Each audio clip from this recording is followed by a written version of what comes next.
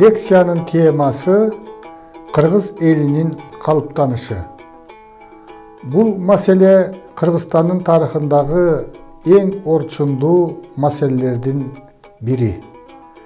Кыргыз эли качан калыптанган деген суроого тарыхчы окумуштуулар ар түрдүү жооп берет.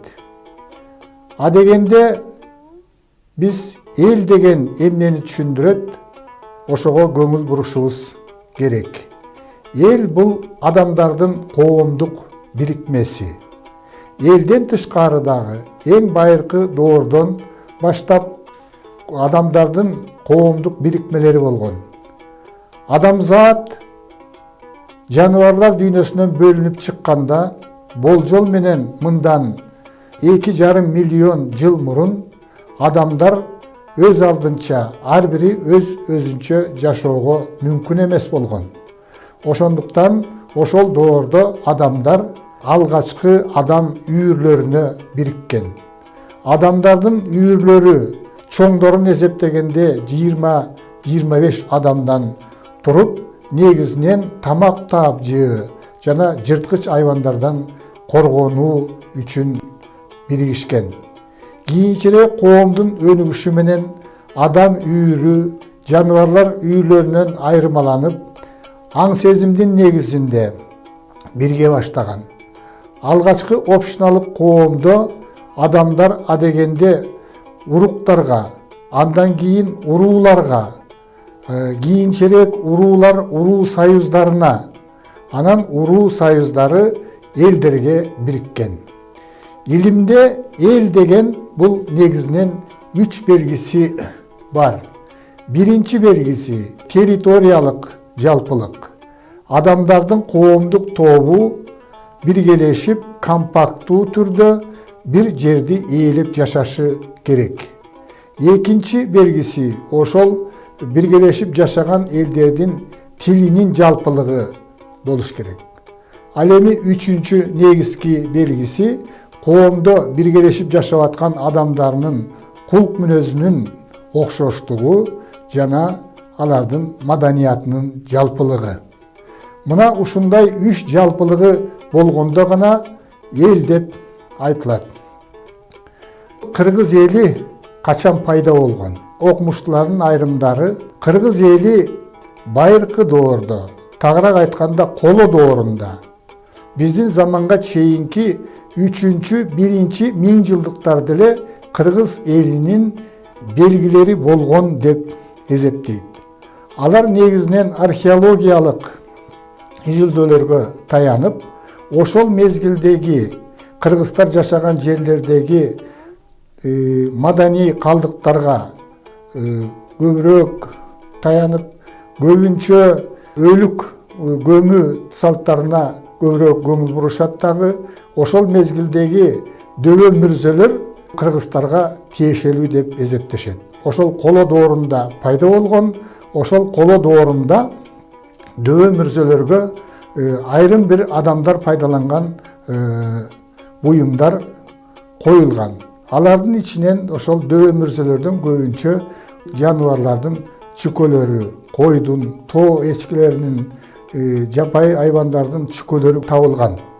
Ошол чүкөлөрдө эң кызыгы коло доорунда биздин заманга чейинки 3-1 миң жылдыктарга таандык коло доорунда 20-кылымдын башына чейин кыргыздардын уруулары пайдаланып келген эң тамгалар чегилгендиги аныкталган. Мындан тышкары байыркы доордо кыргыздар негизинен мал чарбачылыгы жана дыйканчылык менен кесип кылган. Кыргыздардан чыккан саяпкерлердин, мүнүшкөрлөрдүн болушу, жапайы айвандарды колго үйрөтүү салтынын абдан жакшы өнүккөндүгү бул ошол кыргыз элинин байыркы эл экендигин айгелинип турат. Кыргыздар мал багуу менен катар эле ошол мезгилде дыйканчылык менен дагы кесип кылышкан. Мал чарбачылыгынын негизги белгиси малдын саны көбөйгөн мезгилде көчмөн жана жарым көчмөн мал чарбачылыгы менен кесип кылган. Ошондуктан кыргыздар жашаган аймактарда өзгөчө ошол коло дооруна тиешелүү таштык маданияты, Karasuk madaniyatı, özgöçe Andronov madaniyatının dışındagı arxeologiyalыk estelikler Kırgızlarga tiyешелүү деген окумуштуулардын тобу бар. Көчмөн мал чарбачылык болгондон кийин ошол мезгилде боз үйдүн элементтери ошо Андронов маданиятынын мезгилинде пайда болуп, кийинчерээк ушул боз үй пайда болгон. Археологиялык изилдөөлөрдө ошо боз үйдүн айрым элементтери ошол жерлерде табылып аткандыгы күбө. Ал эми дыйканчылыкта кыргыздар тарууну көбүрөөк айдап, таруудан азык жасашкан. Азыркы мезгилге чейин сакталган бозо жазуу технологиясы Борбордук Азиядагы элдердин ичинен ушул кыргыздарда гана сакталган. Биз жогоруда айткандай, жанагы чүкө оюндарын ойноо, чүкөлөргө эн тамгаларды түшүрүү, байыркы доордо кыргыз эли ордо оюнун ойногондугунан кабар берет. Ордо оюнун азыркы күнгө чейин ойноп келген бул кыргыз эли болуп эсептелет. Мына ушундай аргументтер менен фактыларга таянып, бул айрым окумуштуулар кыргыздар эң байыркы доордо, коло доорунда эле кыргыз эли эл катарында калыптана баштаган деген пикирди айтышат. Кыргыздардын байыркы мезгилде эл болуп жашагандыгы жөнүндө, байыркы мезгилде мамлекеттүүлүгү, ээлиги болгондугу жөнүндө тарыхый так далилдер бар экендигин биз алдыңкы лекцияларда айтканбыз. Биздин заманга чейинки 3-чү кылымда, тагыраак айтканда, биздин заманга чейинки 201-жылы хундардын императору Моде Шанюй түндүккө жана түндүк батышка жортуул уюштуруп 5 ээликти, анын ичинен кыргыздардын ээлигин басып алгандыгы жөнүндө Кытайдын окумуштуусу Сыматсян өзүнүн тарыхый жазмалар деген китебинде так жазып калтырган. Демек, тарыхый булактарда, жазма булактарда биздин эрага чейинки 3-чү кылымда кыргыздардын мамлекети болгондугу жөнүндө так маалымат бар. Демек, мамлекетти үч белгиси болгон эл гана түзө алат. Кыргыз эли хундардын доорунда. Хундардын доору бул биздин заманга чейинки 3-чү кылымдан биздин замандын 3-чү кылымына чейин 6 кылымга созулат. Эң гүлдөп өнүккөн мезгили бул биздин эрага чейинки 3-1 кылымдар. Мына ошол доорда кыргыз эли Хун империясынын курамына кирип, империянын курамында өзүнчө эл катарында өнүккөндүгүн билебиз. Кыргыз элинин калыптанышы жөнүндө сөз болгондо, Борбордук Азиядагы байыркы доордо, орто кылымдарда жана жаңы доордо жүргөн этникалык процесстерге өзгөчө көңүл бурушубуз керек. Борбордук Азиядагы эң байыркы элдердин бири бул кыргыздар экендиги талашсыз. Ошондуктан биз ошол байыркы мезгилде Борбордук Азияда кандай этникалык процесстер жүргөндүгүнө өзгөчө көңүл бурушубуз керек. Борбордук Азияда биздин заманга чейинки 8-3 кылымдарда сактардын уруу бирикмеси болгон. Кыргыздар ошол сактардын уруу бирикмеси, сактар менен дагы этникалык байланышта болгондугун танууга болбойт. Ошол байыркы мезгилде тарыхый маалыматтар боюнча Борбордук Азияда негизинен сак уруу бирикмелеринин, андан кийин усун уруу бирикмелеринин, юэджилердин, кийинчерээк хундардын уруу бирикмелеринин ортосунда тынымсыз этникалык байланыштар болгон. Ошондуктан байыркы кыргыз элинин калыптанышына ушул Борбордук Азиядагы сактар, усундар, юэджилер жана хундар өзгөчө салым кошкон. Ошолордун аралашуусунун натыйжасында кыргыз элинин калыптанышына салым кошулган деп айтсак болот. Хундардын империясынын тушунда Борбордук Азияда негизинен ушул жерде жашаган элдерди түрктөштүрүү процесси күч алган. Бул негизинен Тянь-Шань жергесинде жана Тянь-Шаньга жакын чөлкөмдөрдө жүргөн. Демек, бул жерлерде негизинен түрк урууларынын этникалык процесске таасири өтө күчтүү болгон. Ал эми Кыргызстандын түштүк жагында, Фергана өрөөнүндө, азыркы Баткен, Жалал-Абад жана Ош областтарынын аймагында этникалык процесстер бир аз бөлөкчө жүргөн.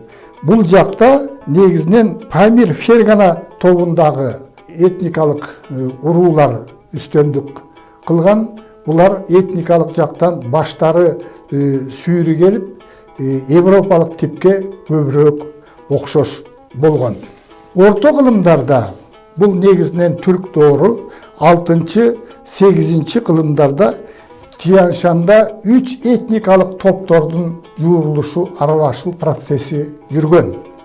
Биринчиси бул Борбордук Азияда үстөмдүк кылган, бул доорду түрк доору деп коебуз, үстөмдүк кылган түрк уруулары этникалык процесске чоң таасир берген.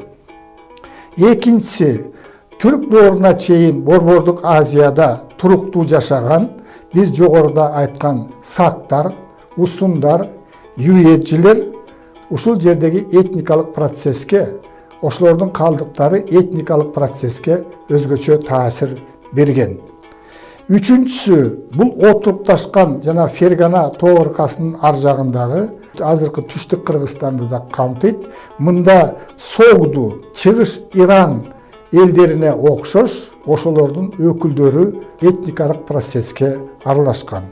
8-10 кылымдарда Тянь-Шаньда мал баккан уруулар, негизинен бул түндүк Кыргызстандагы уруулар, ал эми түштүк Кыргызстанда негизинен дыйканчылык менен кесип кылып, мал чарбачылыгы менен дагы бир азыраак алектенип, отурукташкан турмушта шаарларды куруп, отурукташкан кыштактарды курган уруулардын топтору түрктөшүп бүткөн. Окумуштуулардын пикири боюнча байыркы кыргыздар Тянь-Шань жергесинде жана Тянь-Шаньга жакын аймактарда калыптанган. Биздин замандын 3-кылымында кыргыздар экиге бөлүнүп, буга чейин Тянь-Шаньда, Алтайда жашап келсе, ушу кеңири аймакта акырындык менен Енисейге журт которуп, 5-кылымдан баштап кыргыздардын ооматы Енисейде күч алган. Енисейдеги кыргыздардын этникалык байланыштары жөнүндө алдыңкы лекцияларда айтканбыз. Енисейлик кыргыздар менен Тянь-Шандык кыргыздардын байланышы эч убакта үзүлгөн эмес. Ушул Борбордук Азиядагы элдер менен этникалык тыкыз байланышта болгон. Кыргыз эли Моңгол империясынын баскынчы саясатынан абдан жапа чеккен. Чыңгызхандын урпактары кыргыздардын эл катарында өнүгүшүнө ар дайым тоскоолдук кылып, баш аягы 3 кылымдай кыргыз элинин үстүнөн үстөмдүк жүргүзгөн. Ошол мезгилде кыргыз эли бытыранды болуп туш-тушка тарагандыгы жөнүндө айтканбыз. Моңгол империясы ылдырап жаткан мезгилде кыргыз эли кайрадан биригүүгө болгон күчүн, аракеттерин жумшаган. Мунун натыйжасында 15 жана 16 кылымдын биринчи чейрегинде кыргыздар биригип өз алдынча болууга аракеттенген. Бул процесс негизинен Тянь-Шаньда жүргөн. Мунун башында тарихи маалыматтар боюнча Мухаммед Кыргыз, санжыра боюнча Тагай би турган. Күрөштүн натыйжасында кыргыздар 16 кылымдын башында, тагыраак айтканда 1508 жылы өзүнчө хандыкка биригип, Мухаммед Кыргызды хан көтөрүшкөн. Мына ошол мезгилден баштап кыргыздар моголдордун, тагыраак айтканда Чыңгизиттердин бийлигинен кутулуп, өз алдынча мамлекет түзүп, өз алдынча эл катарында жашоого hareketini küçötkön. Kırgız elinin 15-16 kılımda birotolo kalıptanışı jönündө okumuştulardan ar kanday pikiri var. Okumuştulardan pikirin dağı 3 topko bölüp karasak bolot. Misalı belgili okumuştular Radlov menen Berniştan Kırgız eli Tengir Toğu Tianşan'a Enisey'den göçüp gelgen degen pikirdi aytışat. Alemi Valixanov, Biçurin, Aristov degen okumuştular Kırgızlar eş jaktan göçüp gelgen emes. Kırgız eli şul Tianşan'a jakın jaygaşkan çölkömdө kalıptangan degen pikirdi aytışat. Üçüncü pikir kеңири taragan 1956 жана 1994 жылы болуп өткөн конференцияларда такталган. Бул боюнча Кыргыз эли Борбордук Азияда жашаган элдердин жана жергиликтүү Орто Азияда жашаган элдердин жуурулушунун натыйжасында пайда болгон. Кыргыз элинин этникалык тарыхы боюнча белгилүү адис Абрамзондун пикири боюнча Кыргыз элинин калыптануу процесси чыгыш Тянь-Шанда, ички Тянь-Шанда, Памир Алайда, Алтайда, Иртыштын боюнда жана чыгыш Түркістанда өткөн. 15-16 кылымда калыптанган Кыргыз элинин негизин биринчиден жергиликтүү түрк тилдүү элдер, экинчиден Түштүк Сибирден Борбордук Азиядан көчүп келген түрк тилдүү элдер, үчүнчүдөн Монгол, Казак, Ноғой уруулары түзгөн. Кыргыз элинин калыптанышында Енисейлик кыргыздардын кошкон салымын эч убакта таанууга болбойт. Анткени 18 кылымдын башына чейин Енисейлик кыргыздар менен Тянь-Шандык кыргыздардын ортосундагы байланыш эч убакта үзүлгөн эмес. Жыйынтыктап айтканда, Кыргыз эли негизинен 3 баскычта калыптанган. Биринчиси бул байыркы доор, коло доорунан башталып, сактардын, усундардын, юэжилердин жана хундардын дооруна туш келет. Орто кылымдарда Кыргыз эли негизинен түрк уруулары менен абдан аралашкан. Монгол доору бүткөндөн кийин биз жогоруда айткандай, Монгол уруулары менен дагы аралашуу, Казак, Ноғой уруулары менен аралашуу, түрк уруулары менен аралашуу процесси жүргөн. Белгилүү окумуштуу Күмөлөв белгилегендей, дүйнөдө бир дагы таза этнос эл болбойт. Ар бир баланын ата энеси болгон сыяктуу, ар бир элдин дагы бир нече ата бабасы болот. Кыргыз эли дагы ушул Борбордук Азиядагы байыркы доордон 19 кылымдарга чейинки жүргөн этникалык процесстердин натыйжасы десек болот.